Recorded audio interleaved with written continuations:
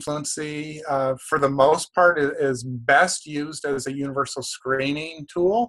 You can start getting some idea as to some of the types of errors and error patterns that students are committing. So yeah, this is a great way to gain some insight into some next steps for instruction.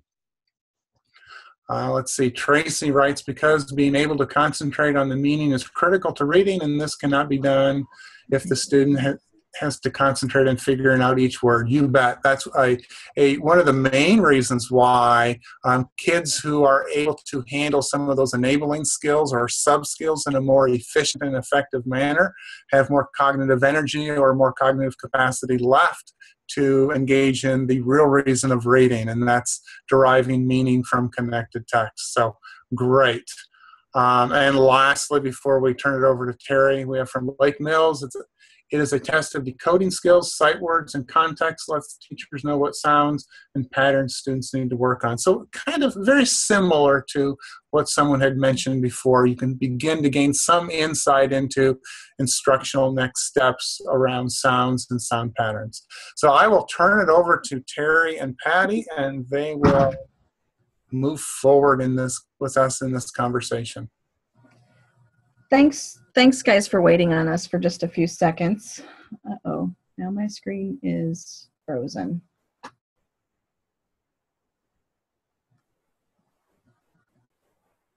Get it? No. Hold on, let me try one more time. Boy, technical issues today. Sorry about that.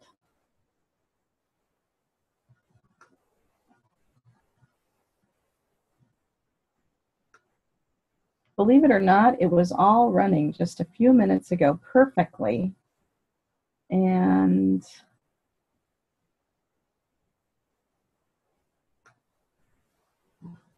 hopefully it'll be running perfectly again soon. There we go. Oops, that's my email.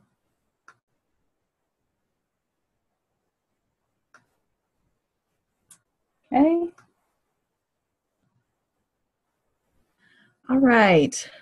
So this is our fourth Zoominar in our continuum of Zoominar sessions. During our session today, participants will learn basic theory that supports fluency instruction, learn levels and dimensions of reading fluency, gain access to several research-based practices that support fluency development in large and small groups.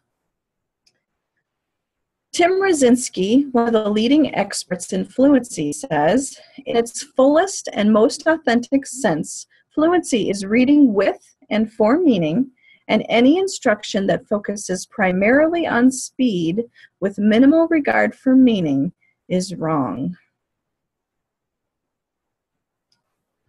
Fluency means using smooth, integrated operations to process the meaning, language, and print of the text. When individuals are reading fluently, they process the text smoothly, solve words easily, efficiently, and rapidly. They discern syntax and focus on the meaning of the text. Fluency is a critical factor in reading control. A study of over 1,000 fourth graders' oral reading fluency found that rate, fluency, and accuracy were all highly related to comprehension.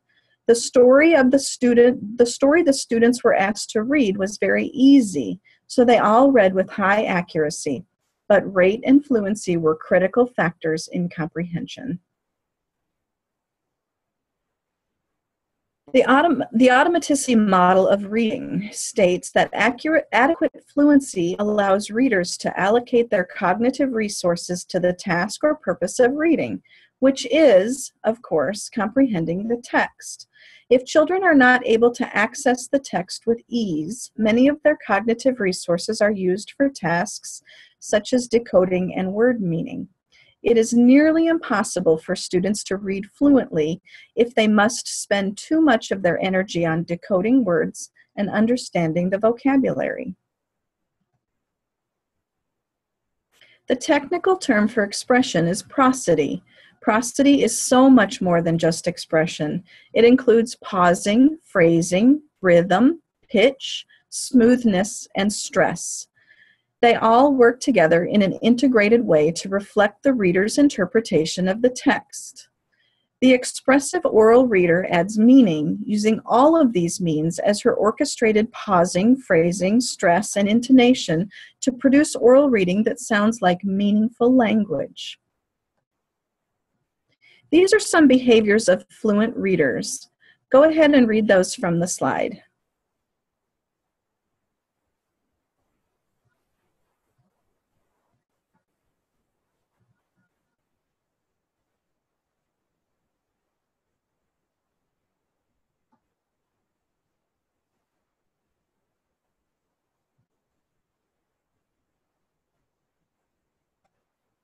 Again, a few more behaviors of fluent readers.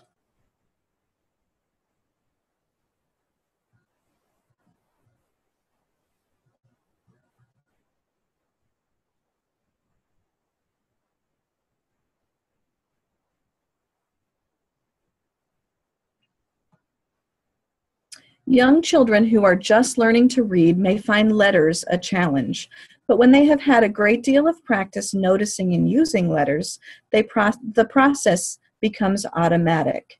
So at the letter level, students will distinguish the features of the letters, access the visual information rapidly and automatically, see letters not as isolated items but in connection with other letters within words, process the visual information without the need for conscious attention. Fluent readers recognize whole words quickly and automatically, both short and complex, without engaging in conscious problem solving.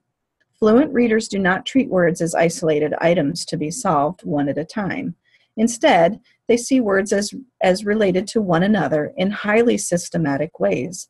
They're not processing the words, but recognizing strings of language. So at the word processing level, students recognize whole words quickly, both short and more complex ones, and they're free to concentrate on the meaning. They recognize familiar words easily. They use word parts automatically in a largely unconscious process, and they solve words rapidly while reading continuous text. They also treat words as connected rather than isolated items. Although it is more evident in oral reading, effective processors always parse language into phrases that make sense. They understand that they are reading language, not words. Readers must also group these phrases into phrase units into sentences. When reading, the reader must understand how the sentence ends and know that endings are an essential part of conveying the meaning to the listener. At the phrase and sentence level, the reader parses language into phrases that make sense. They notice and use punctuation to assist in identifying phrase units and sentence structure. They notice and use sentence structure as keys to meaning. They notice and use sentence structure to support reading momentum. They stress words in ways that reflect the author's meaning. And they understand how one sentence flows into another, into the creation of meaningful text. Ultimately, the reader must use comprehension to support fluency. Comprehension and fluency are connected. Each benefits from the other, and they are extremely hard to separate. Readers use the structure or organization of the text, as well as their background knowledge, to support both comprehension and fluency. When readers are working in a smooth and orchestrated way that helps them remember and actively think about the organization of the information in the text, fluency can be achieved. So at the text level, students anticipate what will logically come next. They use previous information, syntax, vocabulary, and writer's tone to provide momentum while reading. They understand and use the structure or organization of the text to process it effectively. This quote from Fountas and Pinnell is very appropriate when thinking about our FAST assessment and reading rate.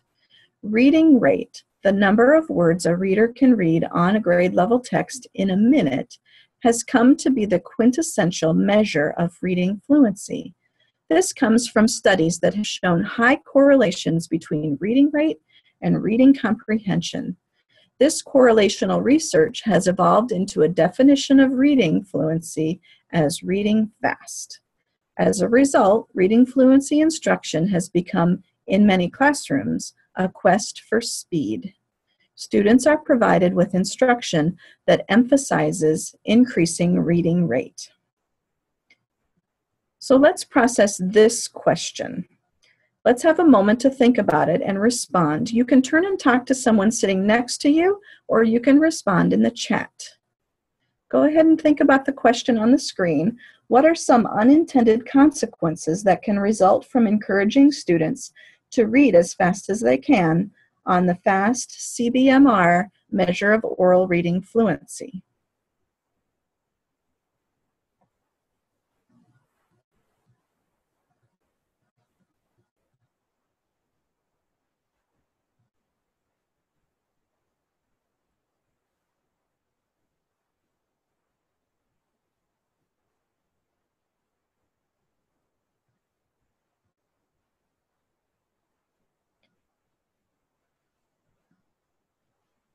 So go ahead and unmute your mics and let's share some ideas that you discussed or thought about. You can also use the chat if you'd like.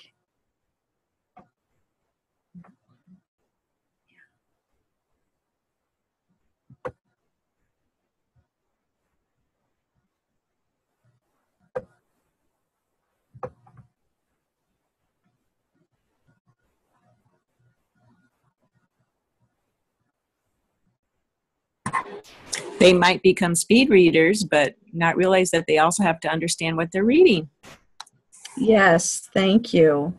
So in the chat, I see they begin to think that this is the most important thing about reading. So reading rate is important. They make more errors and omit words. They focus on reading fast and not comprehending. And they ignore the punctuation and expression and try to read as fast as they can. They're just reading words. And exactly, comprehension suffers. Thank you, Joe. Students forget that reading means comprehension if we focus too much on speed.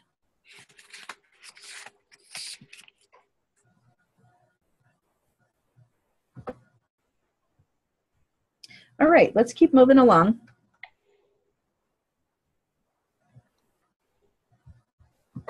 I can. Thank you so much for sharing those thoughtful ideas, by the way. For the next few slides, we're going to talk about the dimensions of fluency. These dimensions can be assessed on a rubric. Teachers can use that information to develop an instructional plan or use effective teaching prompts to move students toward fluent reading. According to Fountas and Pinnell, there are 6 dimensions of fluency. The first dimension is pausing. Pausing refers to the way the reader's voice is guided by punctuation. Readers will take a short breath at a comma, a full stop with their voice going down at periods, and a full stop with their voices going up at question marks. The reader makes unconscious decisions about how the text should sound based on their interpretations of the text. Phrasing is a critical dimension of fluency. The skillful reader does not pause randomly, but strategically in ways that reflect the knowledge the reader has of language patterns and meaning. Beginning readers might read word by word with pauses between the words. They might be decoding words during those pauses. More successful readers are able to read in longer stretches with appropriate phrasing. So phrasing refers to the way readers put words together in groups to represent the meaningful units of language. Phrased reading should sound like oral language, although more formal. Phrasing involves pausing at punctuation as well as at places in the text that do not have punctuation. Monotone reading is not fluent reading, even when it's fast. Lack of or variation in stress or volume makes reading sound as if it was being generated by a robot or a computer. Strategic readers use stress and volume in connection with pauses to reflect the writer's intended meaning and communicate their interpretation of the text. When we read text, we stress different words and sentences. By stressing different words, the reader indicates the underlying meaning and connotation of the text. Fluent readers do this unconsciously. So I'm going to read some sentences to you, and each time I'm going to stress a different word in the sentence. And you'll notice that the subtle changes in the stress change the meaning of the text. Why are you eating that? Why are you eating that? Why are you eating that? Why are you eating that? Why are you eating that? The subtle change in stress changes the meaning of each sentence. So stress refers to the emphasis readers place on particular words, which is a louder tone, to reflect the meaning as speakers would do in oral language.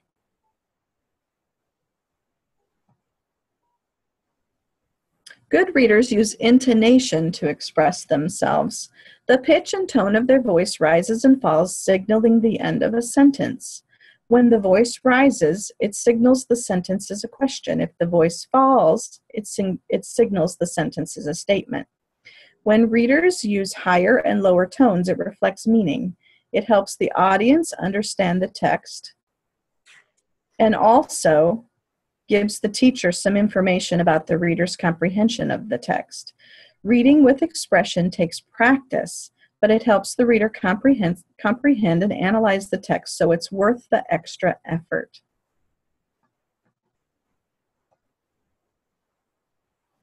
Pace is usually a very important focus of attention in reading. However, reading skill is far more complex than speed. A reader who processes print strategically will slow down and speed up depending on the purpose and genre. Some texts are read deliberately slow because we want to understand complex problems or enjoy the craft of the writer. We might need to reread specific portions of a text or skim through it to look for information. We have a general understanding of an appropriate reading rate for children. The FAST test gives us those rates. However, we want to be very careful when we use these guidelines because reading rate is affected by the difficulty of the text, the content, the format, and the sentence complexity. A student's reading rate is not more important than comprehension, but according to Richard Allington, faster reading rates do correlate to higher comprehension of text. An adequate reading rate does allow the students to attend more completely to the meaning of the text. If students are building strength as readers, you should see an increase in their reading rate.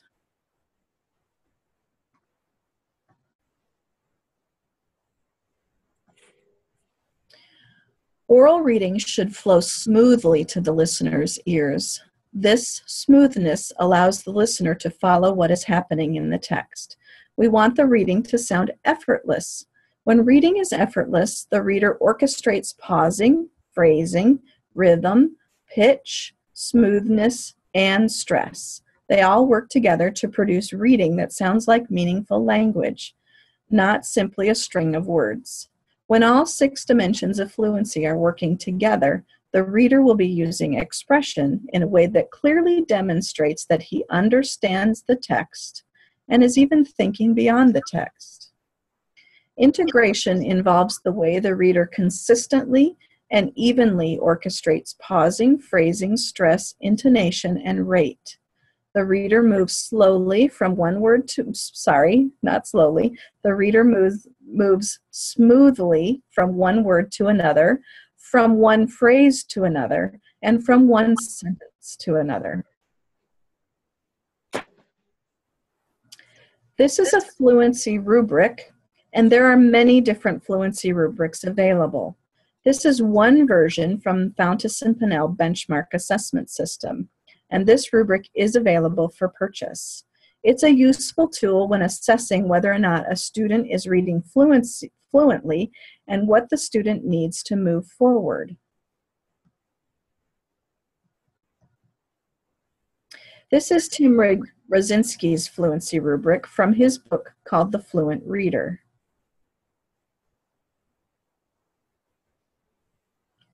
And NAEP has an oral reading fluency scale that's widely available online.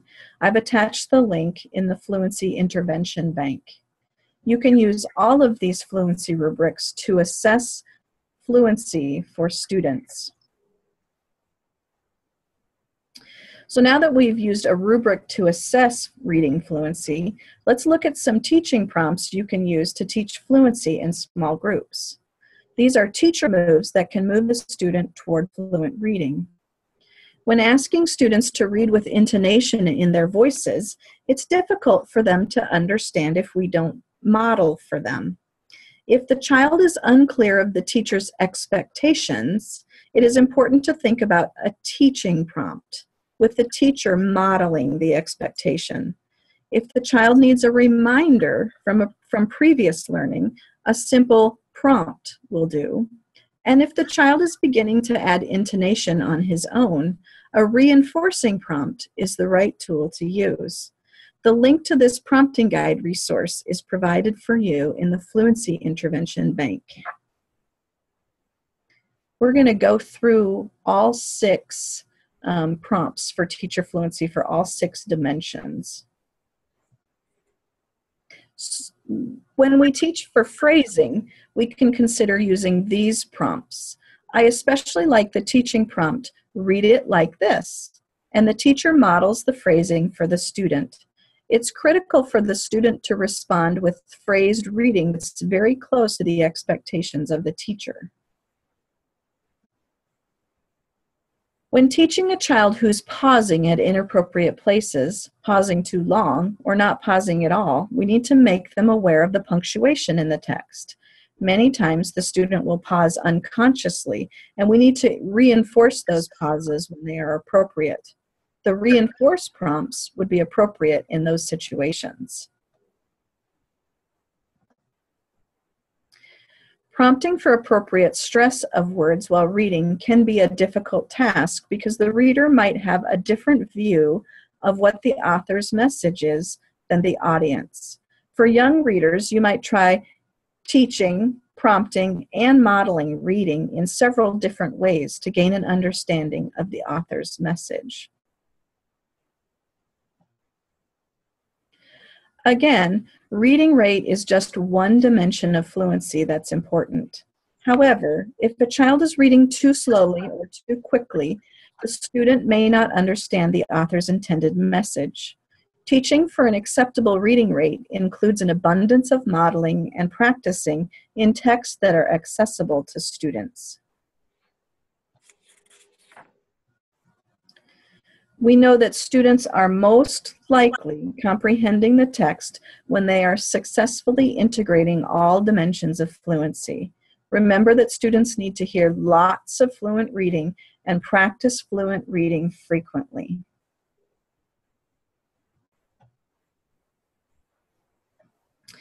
As you're working with struggling readers, you will need to be very persistent in teaching for, prompting for, and reinforcing fluency.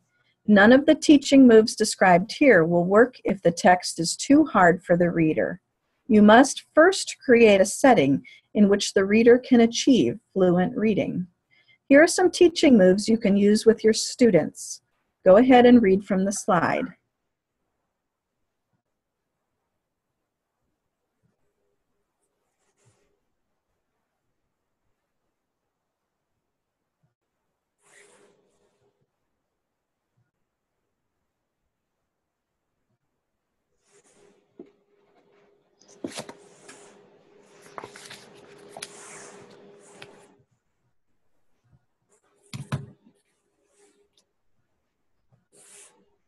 Again, some additional practices you can use when teaching for fluency.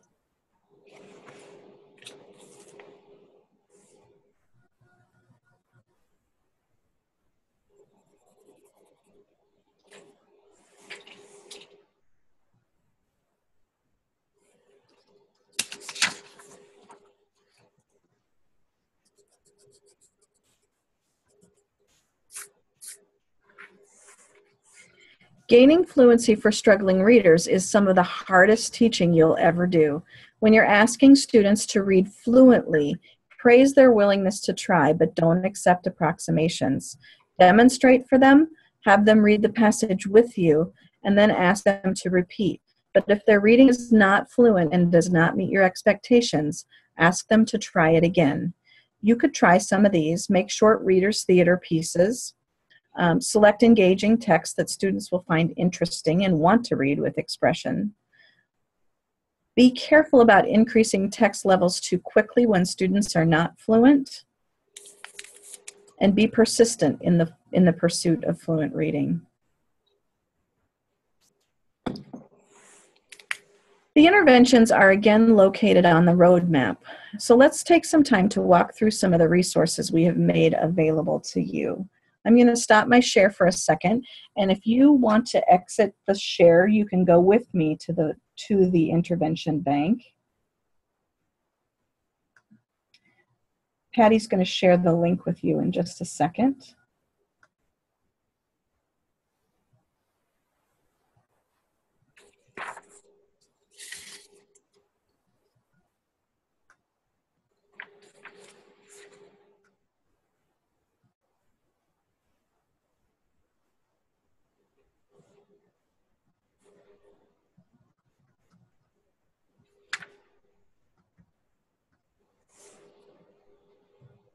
So you can watch me as I share my screen, or you can go to the intervention bank yourself. The intervention bank for you has rate at the top. So these are some practices you can do with your students in whole group and small group if they're having difficulty with reading rate. Prosody and expression is next on the roadmap.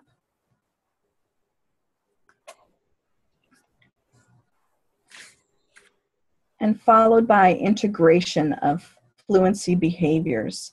In the integration section is where you'll find most of the links to the interventions that are provided for you. So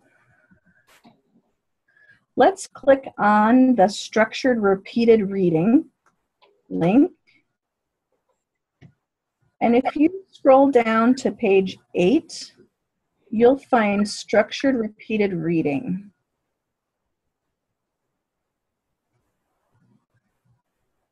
And if you're watching me, I just pulled it up on the screen.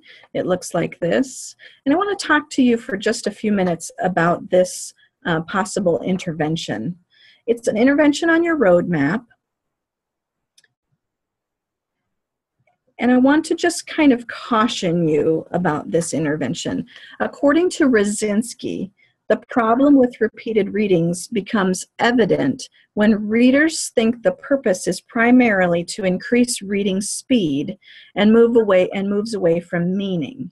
Because fluency has come to be measured by a reader's speed for reading, many students and teachers think the goal of repeated reading has evolved into increasing one's reading speed.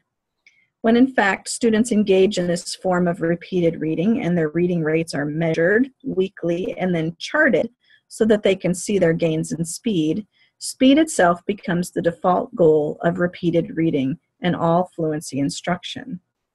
And I've seen some cases in which students' comprehension actually declines as they learn to blow through periods and commas and other forms of punctuation in their quest for speed reading. So there's no question we want students to increase their reading rate, but this should happen through authentic reading practice. We might want to devote 15 to 20 minutes per day of explicit fluency instruction. And then if a student needs intervention, we could provide some more time for them to practice. But we need to remember that students need to be engaged in that fluency practice in authentic reading. So fluency needs to be placed in context. So use this intervention cautiously and make sure the emphasis is on comprehending the text as well as reading fluently.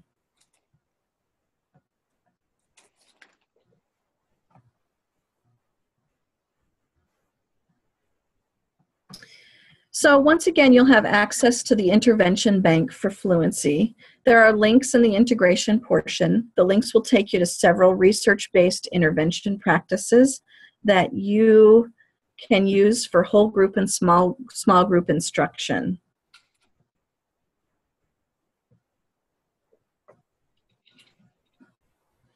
So let's take just a minute right here and let's pause. Oops, I'm on the wrong side. Let's pause and let's take time for questions.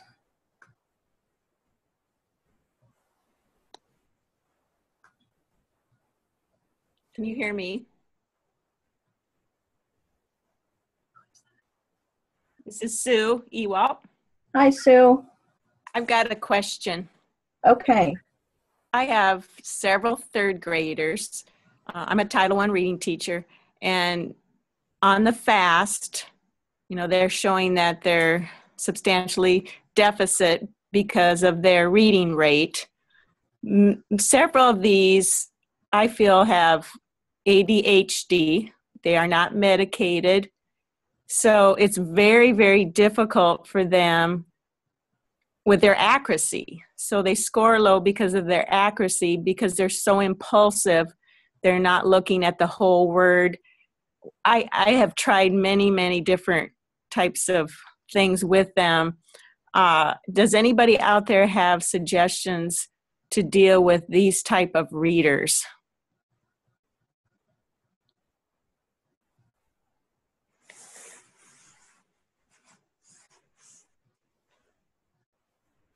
So I'll wait for just a second for anyone's response. Anyone can chime in.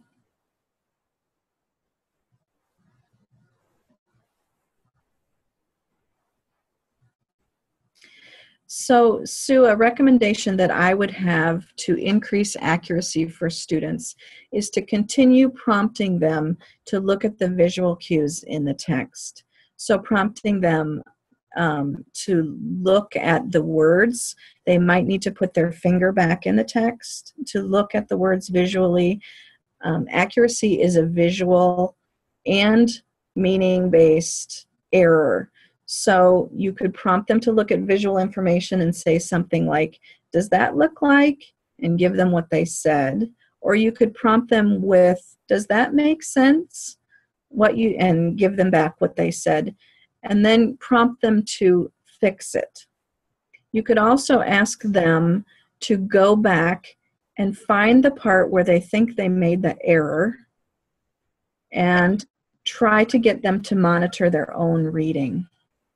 That's exactly what I do. I have a card right in front of me that says, does it look right? And I have big eyeballs.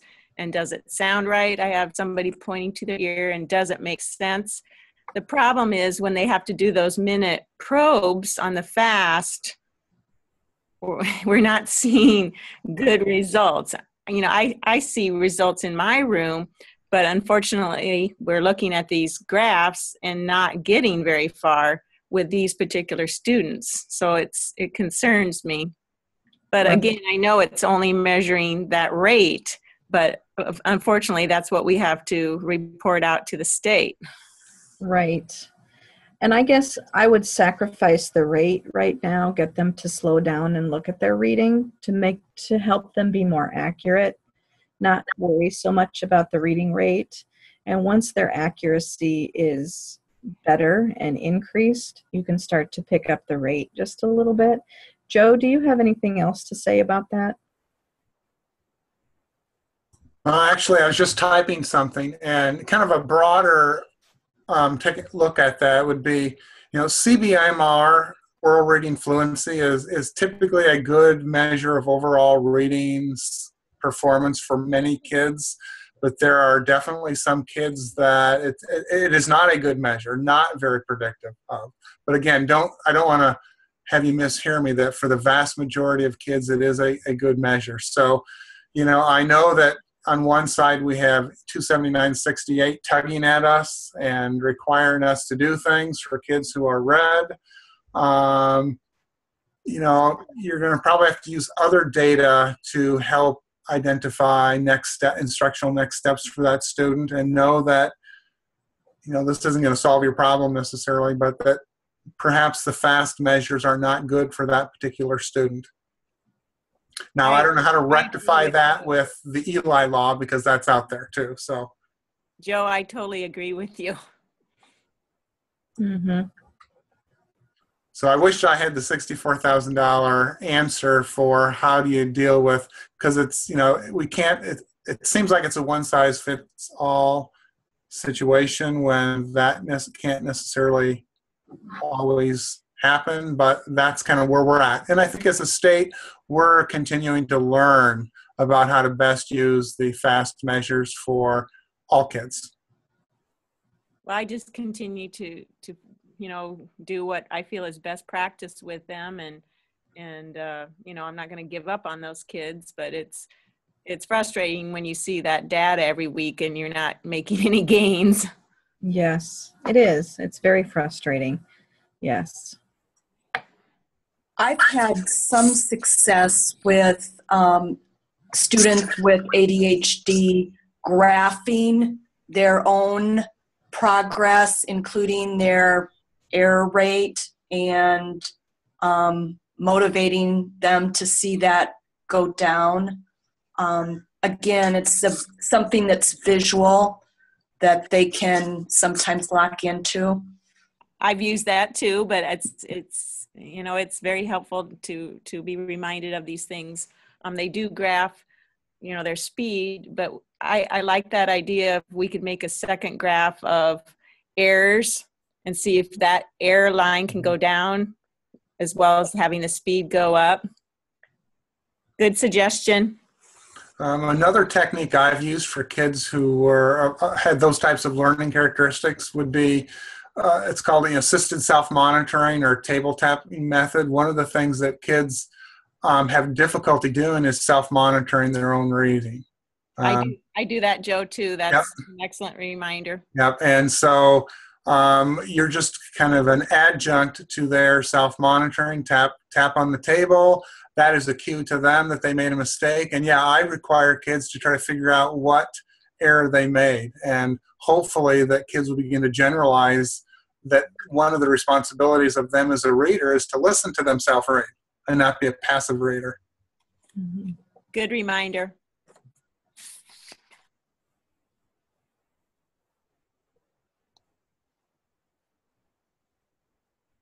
Okay, I'm just going to pause for another few minutes to see if we have any more questions.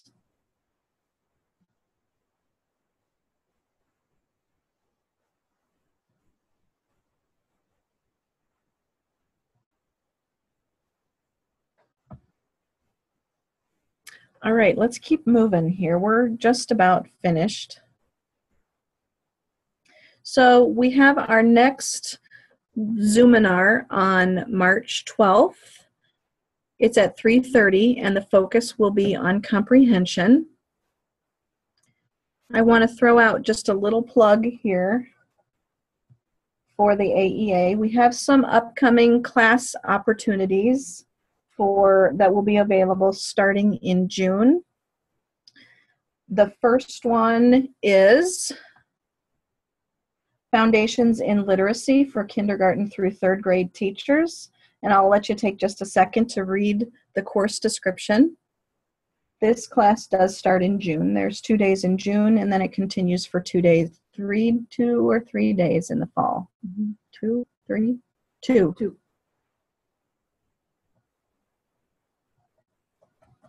We have Words Their Way starting in June and then continues for 3 days in the fall. You can go ahead and read that description.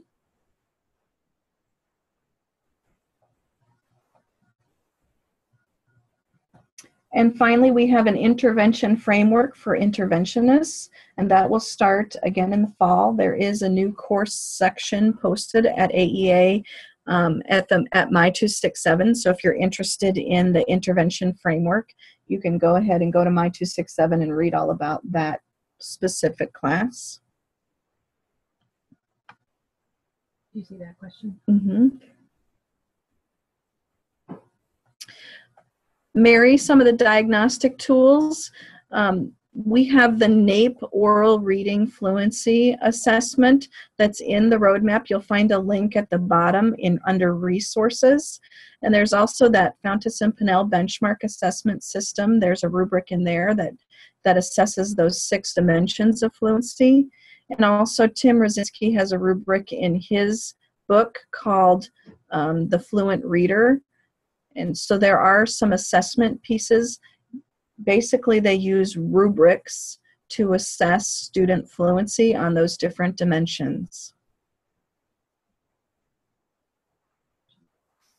I wonder if running records might be good too.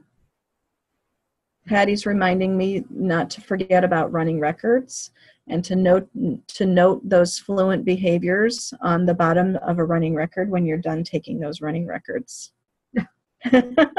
There you go. Thanks, Joe. You took the words right out of my mouth. I didn't have to finish my statement. So anything you need more information about, we'll pause for just a second. You're going to put that link in the chat box for the intervention bank, correct? It's already there. Okay, You just thank have you. to scroll up. Thank you. The folder is there as well, and the PowerPoint. And a reminder that tomorrow, Kim Swartz will post the recording and the documents on the AEA homepage under leadership. Sorry, not the homepage, the leadership page. And you can get there from content or curriculum as well. And you can get them there from the ELA page. Yeah. So we'd like to ask you to take a survey, if you would. Did you copy this? Put it in the link. Patty's going to copy the link to the survey into the chat right now.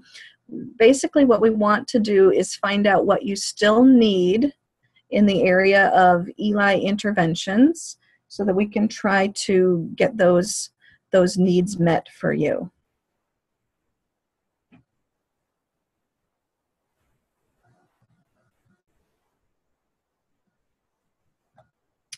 And finally, on the last page, here are the resources that we've used to put this together.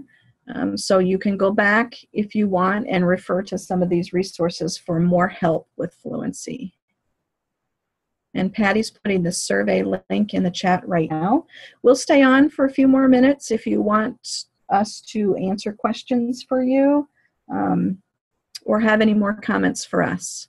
So thanks for being an interactive group for us today and answering some of our questions, and we look forward to seeing you next week.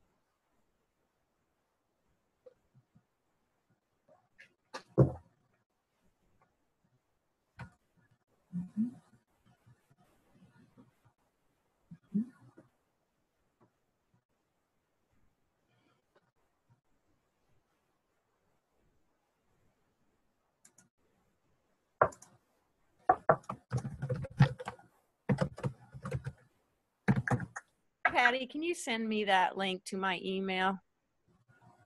Which link do you need, Sue? I want the intervention bank for fluency. Yep. I didn't get it copied in time and pasted into anything. Do you still have access? Can you still see the chat? No. It left me. Okay. If you go to the bottom of the screen that has the Zoominar stuff, you should see a icon that says chat that you could click on it again. Yes. And it's just like blank now. Okay. I will repost it. Sue, I'm just going to repost it right there in the chat, okay? Okay.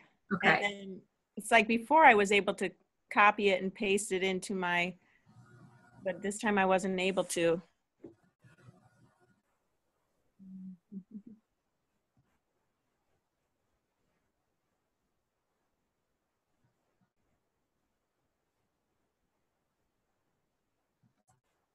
You see it now? Yes, now if I highlight that and copy, see now if I want to highlight it, before I could get out of that and paste it into, maybe I just need to open it up first. Maybe I'll try that. I think that's what I did last time. I opened it up and then I just copy and pasted from above. Thank you, I'll do that. Okay. I'm gonna see if I can open it up right now. I'm a dinosaur, you know. It's hard to check. It's not wanting to open up for me, but it should open.